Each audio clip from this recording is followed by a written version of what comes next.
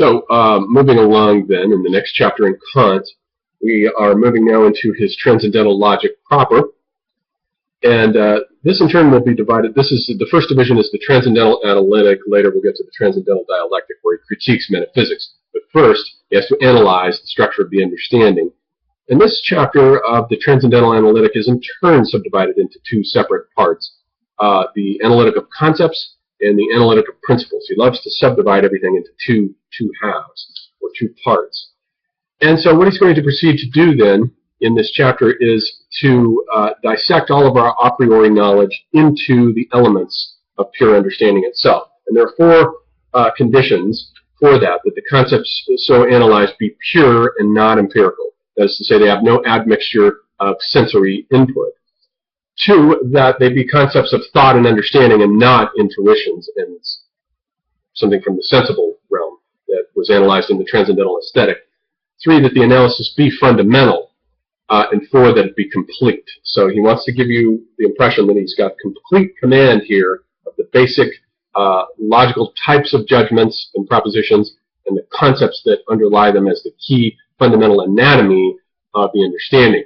So what he's going to do here, and he says it on the next page on 103 in the Kemp-Smith translation, is he's going to perform a dissection of the understanding. So it's almost as though, like in Rembrandt's famous painting of the doctors gathered around the dissected patient, Kant now has put the understanding on the forensic table in front of us, and he wants you to understand that he has the scalpel, and he's going to cut it open now and proceed to anatomically analyze the structure of the understanding. This is the age of doing that type of thing. This was the age of the birth and biology of comparative anatomy, where scientists like Cuvier and Geoffroy Saint-Hilaire were opening up organisms, and especially Geoffroy Saint-Hilaire, who was coming up with the idea of morphological analogies between different animals, that they all basically compose, all animals, he thought, compose a single Urtier, a single primordial animal that has basically the same organs, the swim bladder of a fish, for example, corresponding to the lungs of a man,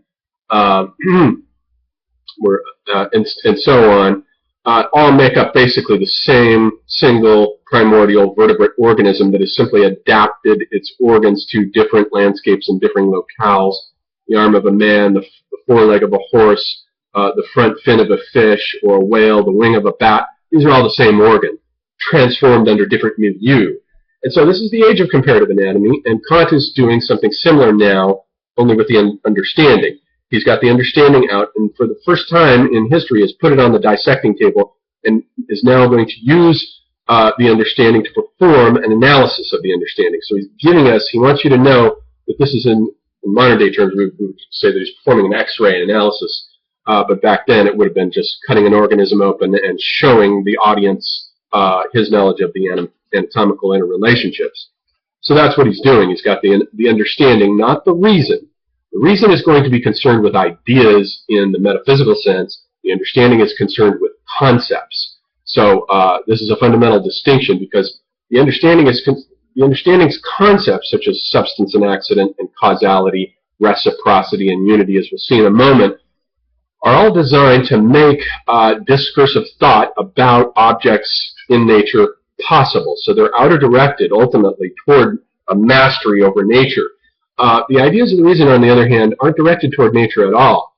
The reason uses its ideas to confer synthetic unity on the manifold of the concepts of the understanding to create cosmological world images, which has nothing to do with scientific knowledge over nature. So they're two different things.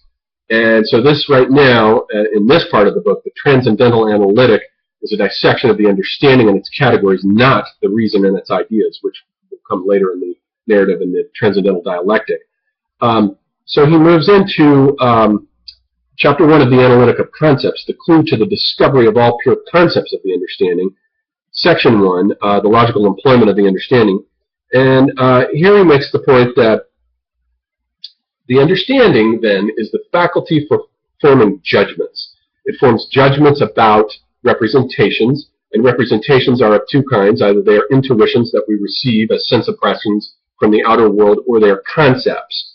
The understanding uses concepts to unify other concepts, lesser concepts, that are presented to it in a manifold. And he'll introduce in this chapter the idea of synthesis, whereby the primary function of the understanding is to confer synthetic unity on a manifold of a diversity of representations that are presented to it, and that the unconscious brings through a single act of knowledge under a uniform thought or idea that subsumes all the diversity into a single act that is conferred by the imagination. For Kant, the imagination is the faculty, not the understanding. The imagination confers the synthesis, the actual act of synthesizing the representations into a larger, grander unity. The understanding analyzes, the imagination synthesizes. But and then he moves into the table of the judgments, and he gives us basically what all, in the 18th century anyway, what the great types of logical judgments are, and they fall under 4 different categories of types of judgments. We had seen with Deleuze and the logic of sense that he had made a distinction between 3 different types of propositions, either as denotative propositions, and what he's calling propositions, Kant is simply calling here judgments. They're the same thing. Denotations, or judgments of manifestation, uttered by an I, a subject of enunciation, or statements of signification, which have to do with the larger cosmic unities. And here we have the judgments back in the 18th century were quite a bit more diverse, and we have quantity of judgments. So we have the first type of judgments we have universal judgments, we have particular judgments, and we have singular judgments, and they all come under the category of quantitative judgments. And so for universal judgments, we could say that a statement like, all bodies are heavy. That's an example of a universal judgment.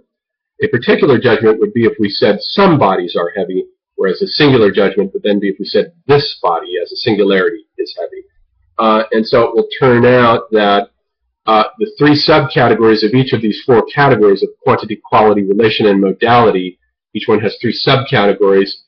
The 3 subcategories themselves are made up of a thesis, an antithesis, and a synthesis, such that, as Kant says, the 3rd category is made up of a combination of the first 2, and that is probably where Hegel got his idea of thesis, antithesis, synthesis as a dialectic from this table of categories. So those are the first types of judgments. The second type of judgments are qualitative judgments of affirmation, negation, and of an infinite type. So an affirmative judgment would be F's are G's. A negative judgment would be no F's are G's, and an infinite judgment would be F's are non-G's. So we could say, for example, the soul is immortal, as an example of an affirmative judgment, or as an example of a negative judgment, we could say no souls are mortal, or as an example of an infinite judgment, we could say souls are non-mortal. So the infinite comes as the result of a combination or a synthesis with affirmation and negation. Then we have the judgments that have to do with relation, and these are the larger judgments that are going to be more key and the most important of all, in which we have categorical judgments, hypothetical judgments, and disjunctive judgments. Categorical judgments are simply substance accidents, where you have a subject and a predicate, like Socrates is a man, the simplest type of judgment possible. And the hypothetical judgment is, of course, when you take 2 propositions and you say, if it's the case that this is the case, then this should follow. We could say then, the example that Kant gives, if there's a perfect justice, the wicked are punished. That's a hypothetical type of judgment. A disjunctive judgment, on the other hand, is a series of propositions that form a series that are mutually exclusive, in which we could say, for example, the world exists either through blind chance, or through inward necessity, or as the result of an external cause. So we have them all in a series there now. Then the judgments of the 4th category, which differ from the other 3 in that the category of modality has to do with the quality of reality, the type of modality of reality of the judgment and its relationship to the understanding. So we could have problematic judgments where you say possibly F's are G's, or we could have assertoric judgments where you say actually F's are G's. But the apodictic judgment, apodictic means necessaries, when you say F's are necessarily G's, and that's when you come to the a priori aspect where you have necessity and universality. So those are his table of the judgments. These are the basic judgments that logicians use and that the sciences also use in order to make sense out of phenomena. So what's going on here is that the understanding is always conferring synthetic unity upon a diversity of representations that are presented to it through the manifold of phenomenal manifestations, through intuitions that come to us from without or from the spontaneous faculty of the production of concepts from within the psyche. But there's always a synthetic act of unification going on.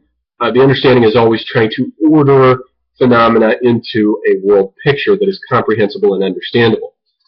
And then he says in the next section that behind this table of judgments, behind its structure, there lies certain basic concepts of the understanding that are the seed forms, the roots from out of which these judgments are formed, and which really form the skeleton. If we can say that the table of the judgments is the anatomy of the understanding, insofar as it's a priori and transcendental, the categories of the understanding are its skeleton. And so he's peeling back on the dissecting lab now, on the dissecting table. He's peeled back all the organs, and now we're left with the skeleton. And with regard to the skeleton, we have, for quantity, we have unity, plurality, totality. For quality, we have reality, negation, limitation. For relation, we have substance and accident, cause and effect, and reciprocity. Whereas for modality, we have possibility, impossibility, actuality or non-existence, or necessity and contingency. So these are the basic, this is the anatomy, the basic skeleton of the structure of the understanding laid bare, and this corresponds to the a priori forms of pure intuition that we saw in the transcendental aesthetic of space-time, that are the pure forms of our intuition and which enable us to have a receptivity to receive intuitions from without. This enables us to have conceptual tools so that we can begin conferring synthetic unity on the manifold of all the various representations that come at us and turn it into scientific discourse. Now, this brings us to an interesting question here, because what Schopenhauer will do, Schopenhauer's criticisms are always worth taking into account. Nobody reads Schopenhauer anymore for some odd reason that I can't figure out. But his criticisms of Kant are very interesting and should be taken into account. What Schopenhauer does is he comes in with Occam's razor and he keeps space and time and he gets rid of all the categories with the exception of cause and effect. And he says that basically the human mind has, in its a priori nature, space-time and causality. This is what it uses to understand and have experiences in the world. And he says that even animals have this, space-time and causality. Even animals have a basic built-in understanding of cause and effect, otherwise they wouldn't be able to survive. They have to have a basic a basis for finding what the causes are of events in front of them in a simple, rudimentary sense, or they couldn't survive. But now see, the problem with Schopenhauer's criticism, I think, here is that Schopenhauer's missed a point. What Kant is talking about here is not how we have perceptions as we're walking down the street. I don't think that's what he's talking about here. What he's talking about here is that these are the basic a priori categories for having discursive scientific knowledge about objects. So that's a different matter than Schopenhauer's idea of how the human mind, or how any mind, is built to make sense out of the phenomenal world around it. That's one point.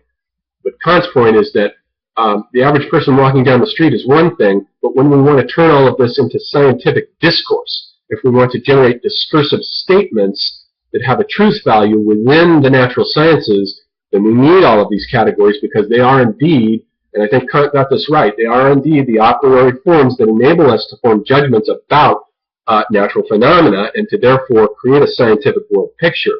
So I think that point should be that should be understood here in distinction between Schopenhauer and Kant.